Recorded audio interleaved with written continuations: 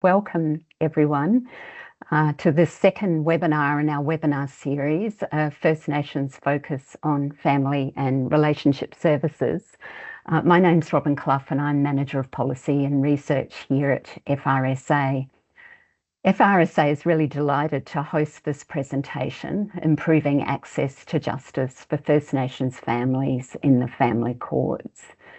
Before I introduce our speakers, I would like to acknowledge the Ngunnawal people as traditional custodians of the land on which I'm joining you from today. And I also recognise any other people or families with connections to the lands of the ACT and region. I also recognise the traditional custodians of the lands throughout Australia, and I'd like to pay my respects to elders past and present. And I also welcome and pay my respects to First Nations people joining us today. Well, I am so pleased to introduce our two speakers from the Federal Circuit and Family Court of Australia.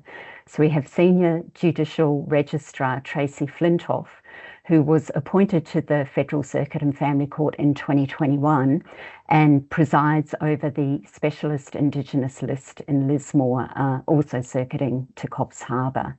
And also welcome to Daryl Hayes, who is Assistant Director, Indigenous Operations Policy and Support. Daryl is a proud First Nations man who began his career with the legal sector in the Northern Territory at the North Australian Aboriginal Justice Agency. And Daryl commenced at the Federal Circuit and Family Court of Australia in Brisbane in 2022. Now, we certainly do have time, we'll have time for questions at the end of the presentation and even potentially during the presentation. Daryl and Tracy are going to watch out for those. So please do pop your questions into chat or the Q&A function as we go, but we'll also come back at the end with time for a few more questions. So Daryl and Tracy, over to you. Thanks, Robin. I'll just start by introducing myself. As Robin said, I'm based in northern New South Wales. I'm speaking to you all from Bundjalung country today, and I acknowledge the Widjabul Waiable people of the Bundjalung Nation. I pay my respects to elders past, present and emerging, and extend my respects to all Aboriginal and Torres Strait Islander people here today. So I'll be speaking to you from the viewpoint of presiding over one of the specialist Indigenous lists we have based in Lismore, and I'll hand over to Daryl to do his brief introduction and then we'll get some slides up. Yeah, thank you, Tracy. Like Robin mentioned, my name is Daryl Hayes. I'm originally based in Meanjin in Brisbane, but today I'm coming to you from Aranda country in Bantua, Alice Springs.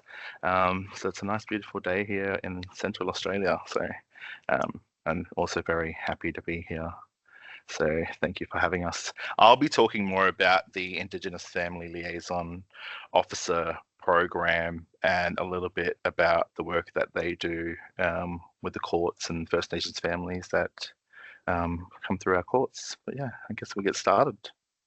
And I guess, Daryl, we've spoken together before at a conference down in Sydney, and I think it's fair to say we both invite an interactive presentation, which is a bit hard on a webinar, but as Robin said, feel free to put your questions in as you go into the chat, and one of us will try and moderate those as we go as well. That way we feel like we're getting the information out to you that you're really wanting to hear, rather than just necessarily bombarding you with a message that we want to get across. So feel free to pop questions into the chat. I've seen some practitioner names come up as you've been admitted into the lobby, and it's great to see some of the people who are working with our Specialist Indigenous List out of Lismore and also Newcastle. So thanks for joining us.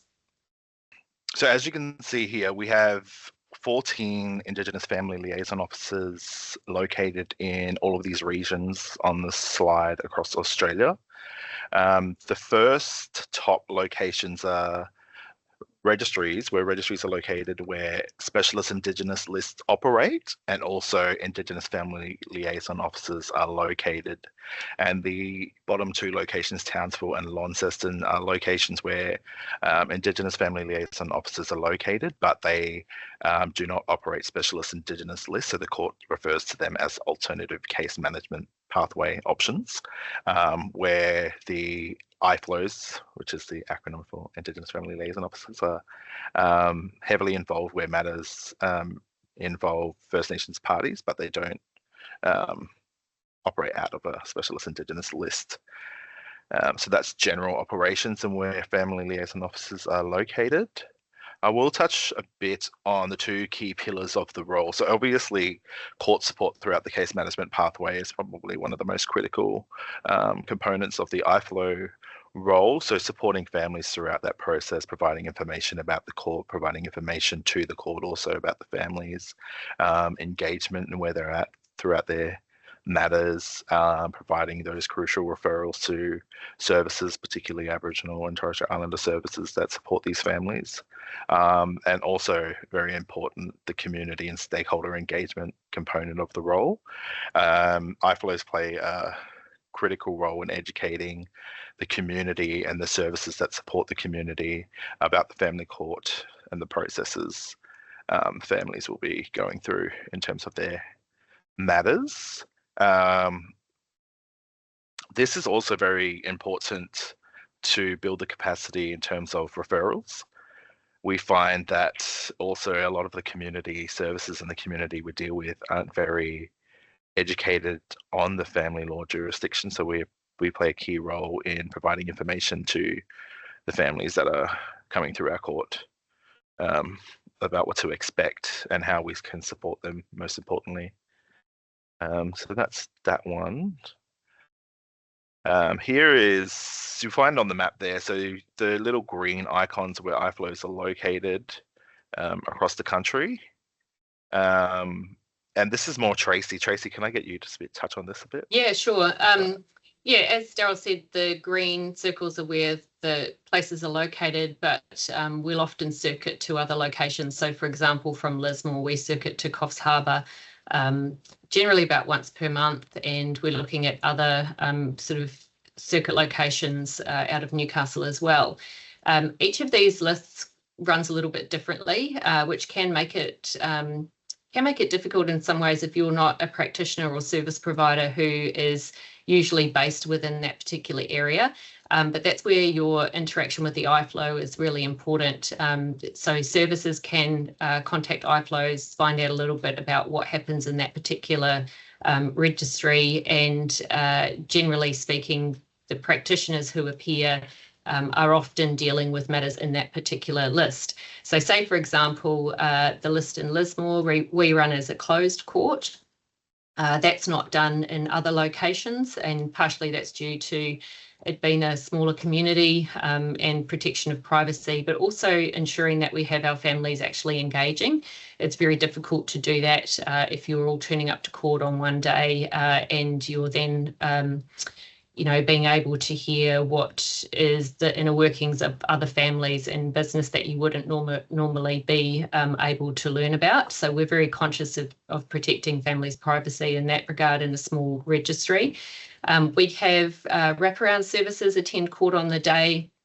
That could be the likes of Interrelate or Relationships Australia, depending on who's in your location. Could be drug and alcohol services.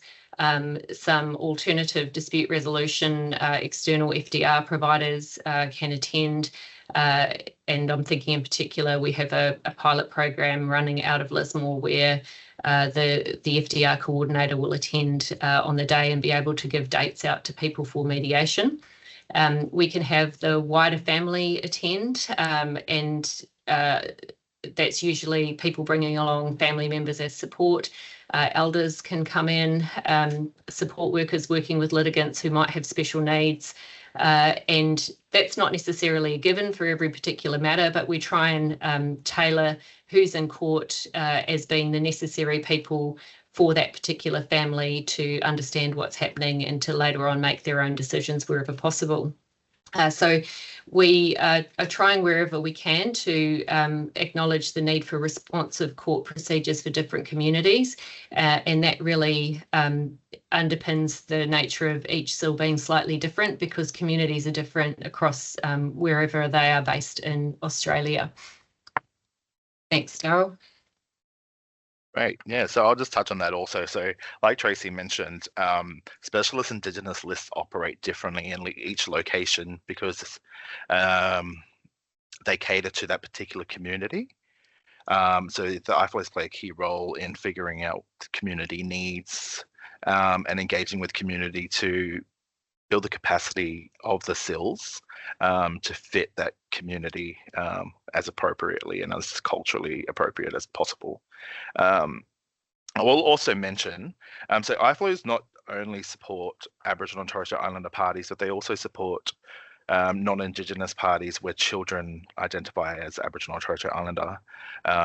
So the role is impartial to ensure everyone is getting access to justice and the support required in the best interest of the children.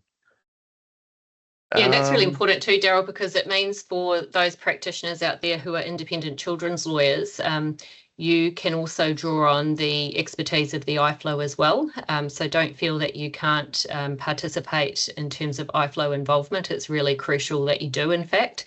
And often ICLs have, independent children's lawyers have a bit more knowledge and a broader scope as to what they're looking at to bring to court in terms of evidence. So I think that's a really important role. Yeah, so the IFLOs are definitely available to support practitioners as well, especially when it comes to the engagement of parties. We find that IFLOs play a crucial role in engaging parties with their proceedings. Often IFLOs are the key players when it comes to keeping parties engaged and participating in their proceedings. This is old data. I think I mentioned this at the presentation we did in Sydney. I haven't checked the data lately, but the last time we checked at the start of this year, matters where IFLOs are allocated, those matters are closing 3 months earlier than any other matter where IFLOs aren't supporting the parties. So I guess that's important in terms of reducing the exposure to the system and not traumatizing parties anymore, because we know, this is a system that hasn't always been in favour of Aboriginal and Torres Strait Islander people. So yeah, I definitely encourage practitioners and anyone else supporting these parties to reach out to IFLOs for their support as well, because any support for the practitioner is support for the parties.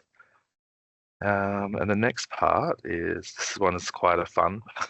We're going to play a video. I think this is what's going to provide all the information you're after, and just give more insight from the team and give the national overview, really.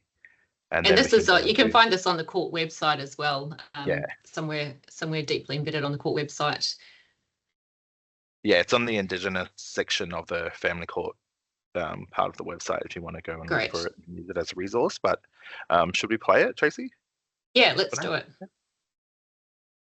We acknowledge the traditional custodians of country throughout Australia and their connections to land, sea and community. We pay our respects to their elders past and present and extend that respect to all Aboriginal and Torres Strait Islander peoples today. We acknowledge that everybody has a role to play in keeping children safe, nurtured, loved and cared for.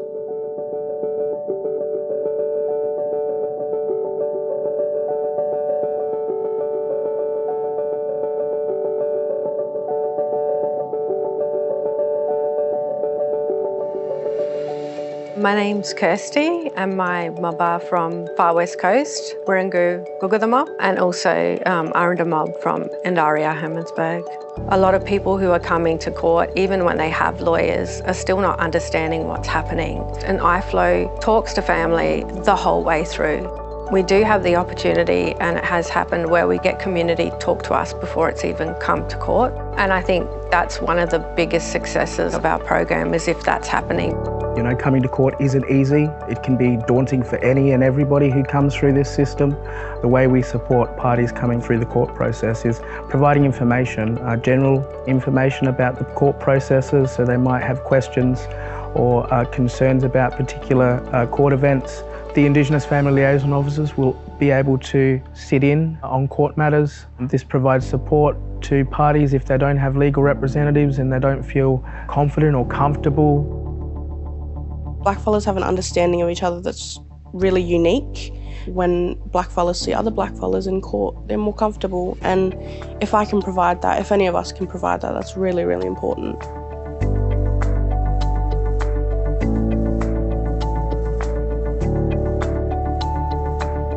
I commence by acknowledging the court meets on the traditional lands of the Kaurna people. I pay my respects to their elders past, present and emerging, and I thank them for their care and custodianship of the land upon which we meet today. The federal courts are different to the state courts, and the family law courts, the Federal Circuit and Family Court of Australia, is the court that now deals with all family law disputes. And family law disputes are between people. So it might be between a mother and a father if they can't agree about where the children should be living. Our court is about trying to provide a safe and respectful venue where parenting arrangements for children can be resolved in a way that is child-focused. The IFLOs are phenomenally important in the support that they provide to the court, to the judges, as we're conducting the Specialist Indigenous Lists. There is support in the court by people who understand you, understand your situations, but also understand the system. Being a First Nations person, you relate to them on a different level. We're not lawyers, we are support people, we are liaison officers within the court, so we do not provide legal advice, but what we can do is refer you to the right people in order to get those answers if you need. And I see you've made contact with Dwayne, our Indigenous Family Liaison Officer here at the court, and hopefully been able to get some support from Dwayne this morning.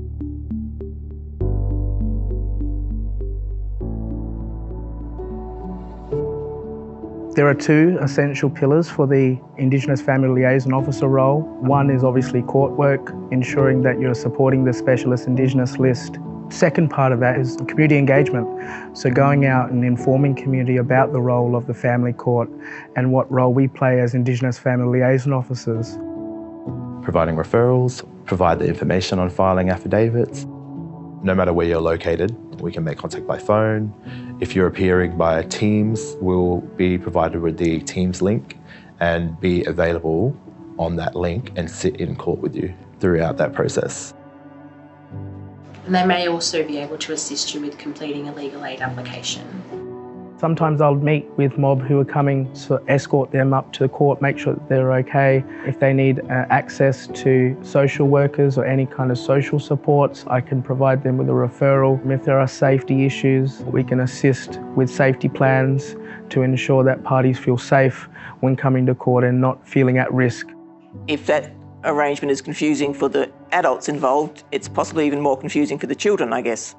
It really is an area of law that connected to me in terms of the impact upon people, upon real people in the community who find themselves in a legal system that they never expected to be in, dealing with the most important aspect of their lives, their family, their children in particular. When you look at the standard design of a courtroom, it's very square, it's very hierarchical, so this courtroom is less intimidating, and many people say it's a more welcoming space.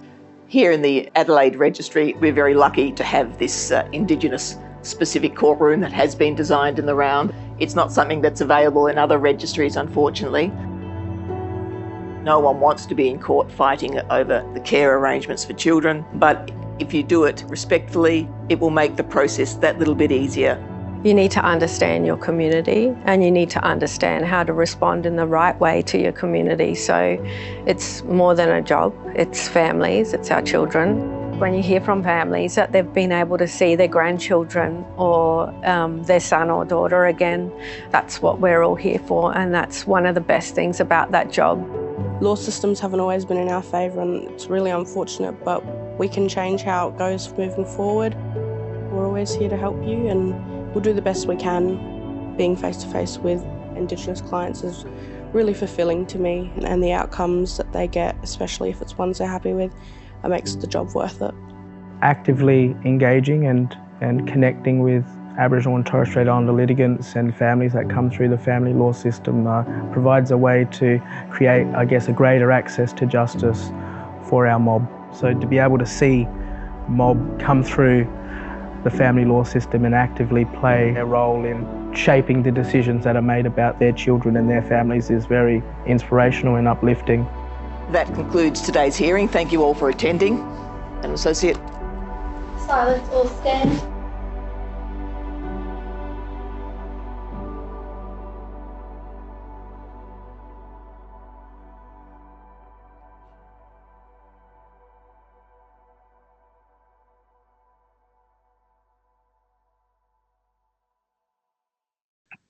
So yeah, that's it. Are there any questions? I feel like we work best with questions.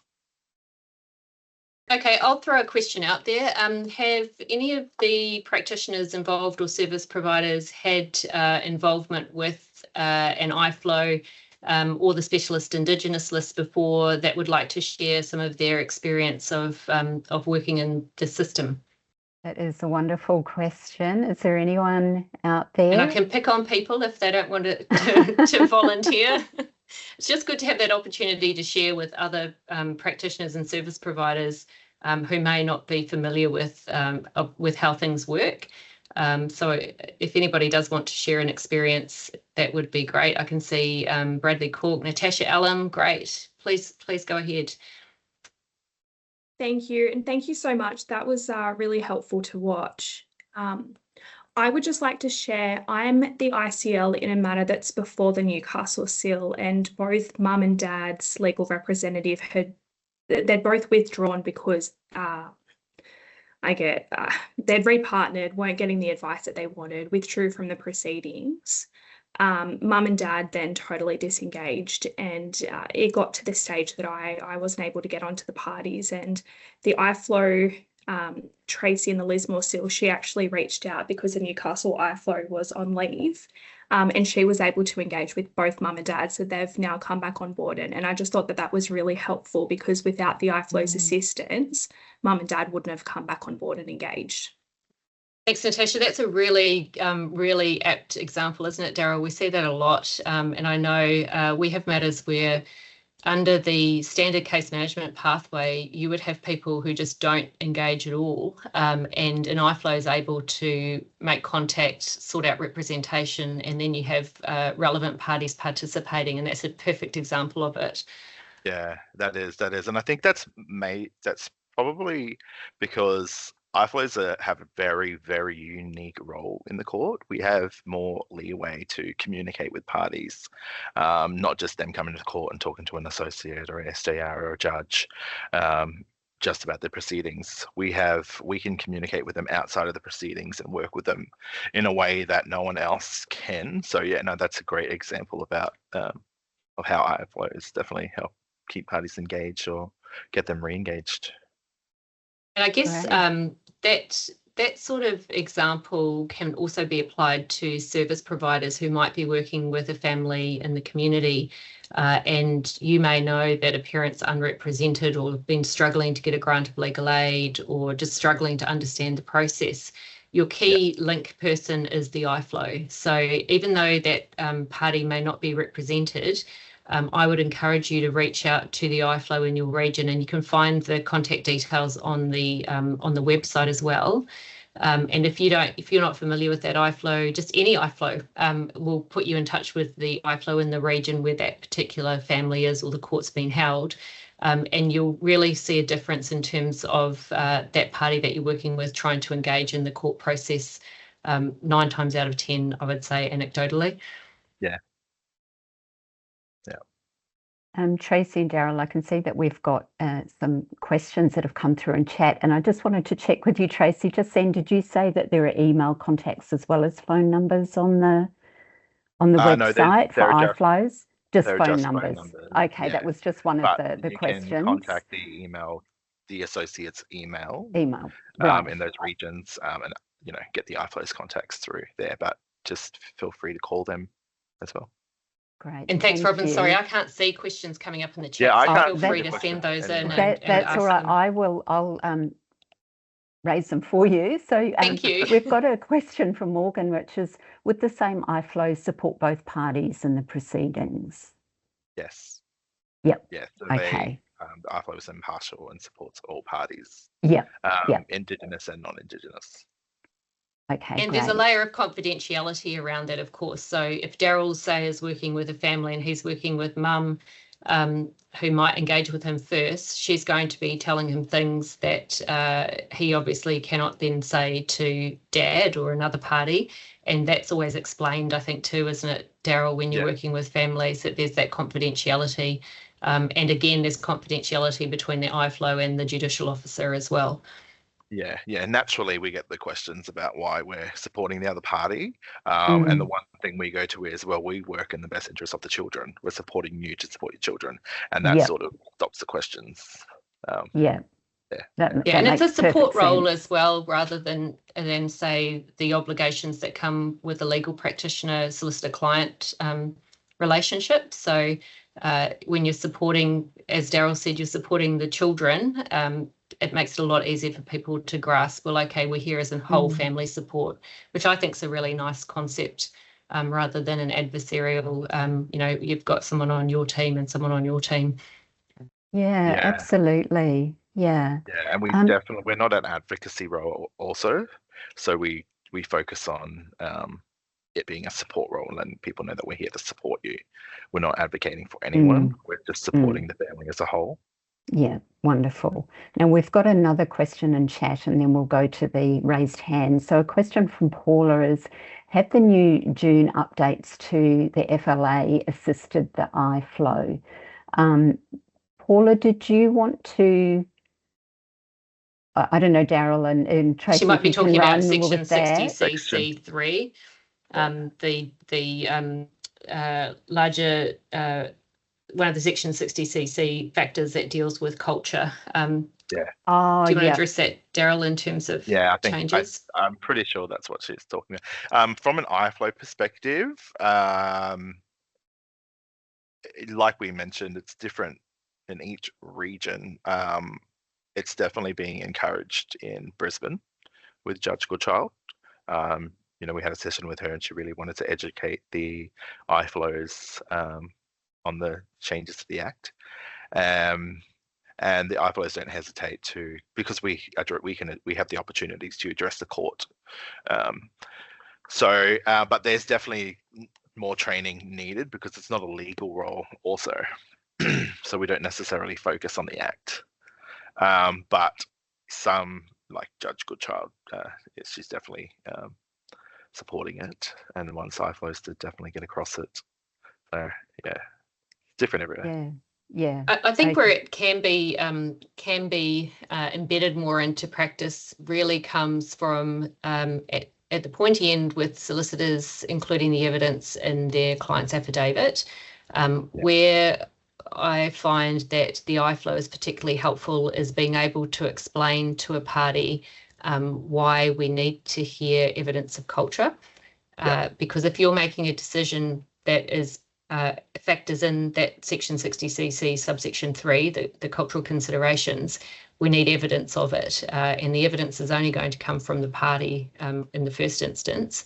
And sometimes it's also of assistance, even though the parties may not have put it in their affidavit, when it goes to a child impact report or family report stage, because the orders require the court child expert to look at that particular section of legislation. We're often finding the reports are coming back with that information. But I would encourage service providers to make clients or assist clients feel more comfortable in talking about culture. That's not an easy thing for some people, and it's a very private and personal thing. But if you're ultimately wanting a decision maker to take that into account, it needs to be in some form of evidence before the court. Okay. Thank you. Look, we'll go to Jacob, who has his hand up. Jacob. Thank you, and thank you everyone for sharing your information today. I've just got a quick question. I'm based in Cairns, Far North Queensland. I noticed that Townsville might have a limited capacity, and someone in the chat also mentioned who was the relevant contact in Townsville. Assumedly, is there any services from Cairns to the Torres Strait, or do they go through Townsville? And then I do have a follow-up question, but I'll leave that one first. If that's okay. I can touch. So we have an IFLO based in Townsville, and our director is currently based in Cairns, also supporting matters up there. In terms of services going out to Torres Strait Island, the Torres Strait Islands, what do you mean by that? Sorry. Or do you assist clients in that IFLO capacity that you do in Cairns? That you do in other regions. For example, I do FDRP work. I have a couple of First Nation clients at the moment that they are unrepresented. They're having trouble getting in touch with QFLs and ATSLs for whatever reason, but they want to proceed through that court process. So some, getting in touch with an IFLO, is that something that you may be able to assist them with? I know you don't do legal advice similar to the role that I'm doing. In terms of getting affidavits, applications and stuff ready, is there some capacity for you to do, refer clients to sort of legal information or services outside of QFLs and ATSLs, for example, if they're unable to engage with them for whatever reason? Because there are a few of my clients having difficulties, particularly with the contract with TSRA. I'm not sure if you've got background on that. No, so I get it now. So you're definitely able to refer them to the IFLO. We can't really, support writing, the writing of affidavits and stuff like that, but we can guide them through that process and help them find the legal supports to do that. And if they are based in the Torres Strait Islands, I'm pretty sure they'll be filing in Cairns. So we do have someone based there. So definitely refer them on. So we can. IFLOs often get referrals before they've even filed. So they don't have to be, the parties don't have to have a matter on foot to be referred. We can provide that support and information prior also. So definitely. And Jacob, that also extends to the likes of getting assistance with filing documents on the Commonwealth Courts portal, which can be a bit of a minefield for self-represented parties. It can be helping with applying for a grant of legal aid. If they're not able to engage for whatever reason with the two services you've named, there's community legal centres. There's also some, depending on which state you're in, some pro bono services are happy to help. And I've had matters where IFLOs have really uncovered lots of different options for legal representation. And even, as Daryl said, whilst the IFLO can't draft an affidavit for a party, getting a party to a person. So we have in our region, we have a duty solicitor who can sit and draft an affidavit with a party if they know it's in our Specialist Indigenous List and we've got real problems with getting a party to file response documents. And then we have more flexibility in terms of dispensing with the requirement to file certain documents if it is essential that we get the evidence before the court, but somebody's not able to get legal representation. We have a bit more flexibility there. So IFLO is definitely your go-to point of contact for those people you've mentioned. And just it's Robin, just to follow up on that.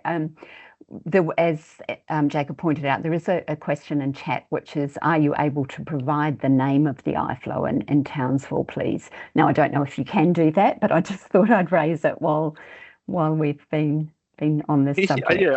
I guess we can, So Stevie Egmelis, if you want, I don't know whether or not I can pop it into this chat that I have and people are going to see it.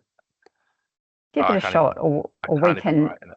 No, you know what? I'll follow up with you after, Daryl, and flick that on to Sue. Wonderful.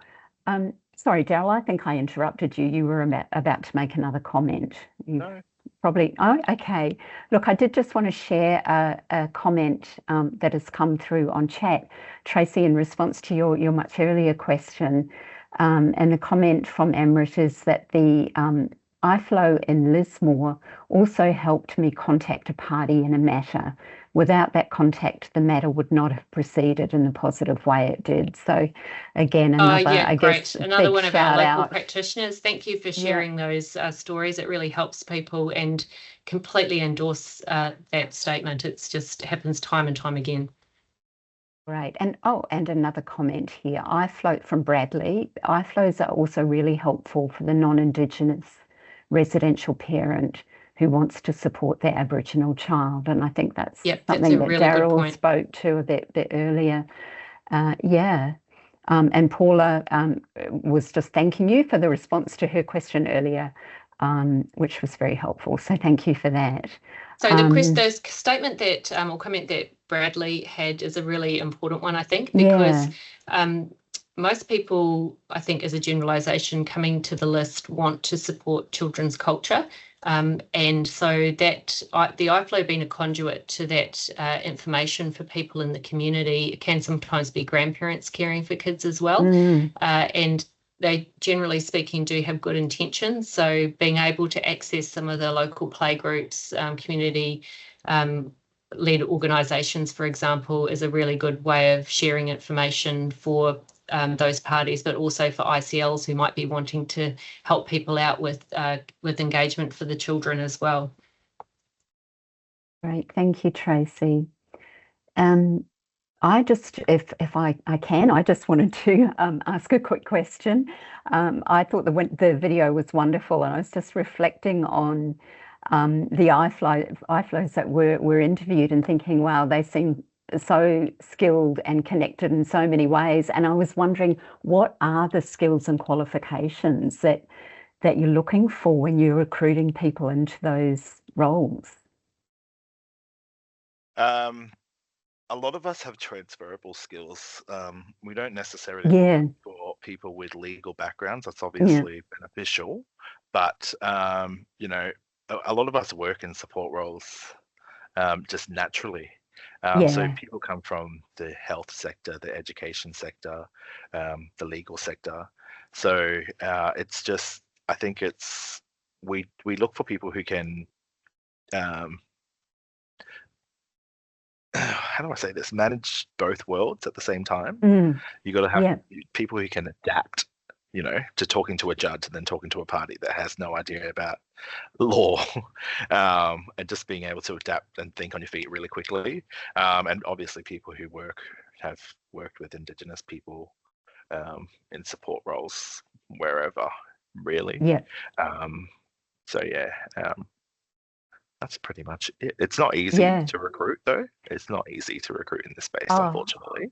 I can imagine, Yeah, it's a really special role, and but thank you for sharing that. And we also have a question from Lisa, who's asking, what lessons would you share with other service systems wanting to adopt similar culturally responsive practices? Consult with your communities. Consult with the community is all I have to say. We find that works best. The Lismore Specialist Indigenous List is proof of that. You know, that list was built from the ground up by the community. They initially, and correct me if I'm wrong, Tracy, they endorsed the IFLO that they wanted, that, you know, they chose a community member and said this is the person they wanted to be the IFLO in the region, and they helped with building that list. So I think definitely consulting with the community. You know, for example, that's the whole reason we're here in the Northern Territory right now, is because you know, we're not making the decisions for the people, even though we're Aboriginal and Torres Strait Islander people. We're not the experts. The community members in those regions are the experts. So yeah. Wonderful, thank you. And I'm just noting that my colleague Vanessa has put the link to the IFLO page on the court's website into chat if anyone wants to look for that. And Sue, we have a question from Sue. Over to you, Sue. Yeah, hi. Sorry, I have to leave soon, but I just wanted to check, and I came in a little bit late, but I did hear about the Specialist Indigenous List at Quibbles conference earlier in the year, and which was great, and I think it was Judge Goodchild that was there. But I'm sort of from the Rockhampton region, and I have to say I hadn't heard about it before, and I haven't heard a lot about it since. I've been, you know, in this community and involved in I guess across the board for quite a while. So I'm just sort of wondering, is there a quick, easy link or something that we can go to find out specifically about what the list means? I've been to a couple of meetings where I have had bits of information, but still don't really understand, not grasping what and how we can, let people know in our communities that there is this opportunity to address matters. And I might be on the wrong track, but from what I understand, they can get onto the list prior to child protection being involved. But other than that, I don't really understand what it is. So, is there an easy way? Yeah, I think Robin just said someone's posted the link in the chat. I don't know. I've just sent it through to Vanessa, and she can put the link for the website in there, Daryl. Yeah, there's general information about the SIL there, but there's also, so our Townsville IFLO, that's her catchment, the Rockhampton region, and I've had a couple conversations with the Family Law Pathways Network project officer Pauline from Rockhampton, and she's saying that there is an appetite. So we recently just had a recruitment round, but unfortunately no one has applied there, and there's no SIL operating out of there. There's no IFLO obviously in that region, but there's not much. We are looking to Sue, was it Sue speaking? Yes. We can touch base after, because we are that'd be good. We're planning to do a family law roadshow out in Rockhampton, which is going to be able, we're going to come out there and educate the community on what's happening in our space, and so that'd be a good opportunity then to learn more. So we can touch base offline, talk about that. Thank you. Yeah, appreciate it. Okay. Look, we've got time for one more quick question. If anyone has a burning question to ask. Indeed, Daryl and Tracy, do you have any final comments you'd like to make? Oh, just thanks for coming along and supporting the work that we do, and spread the word as much as you can. Daryl, like Daryl was saying, always open to people getting in touch to talk about what could be done in their area, and that things being driven community-led is always a preferable way. So, yeah, thanks for coming along and supporting us. Yeah, and I just want to say I'm open to questions, or if anyone wants to reach out for more information, definitely get in touch, or get in touch with Robin and she can pass on my details. Daryl and Tracy, I want to thank you so much on behalf of FRSA for joining us once again to share your work. It's been a fantastic webinar, and I can see that everyone is saying thank you and they've greatly appreciated it. So thank you from us, and thank you all for joining, and have a wonderful afternoon. Thanks for having us. Okay. Thanks, everyone. Bye-bye. Bye for now.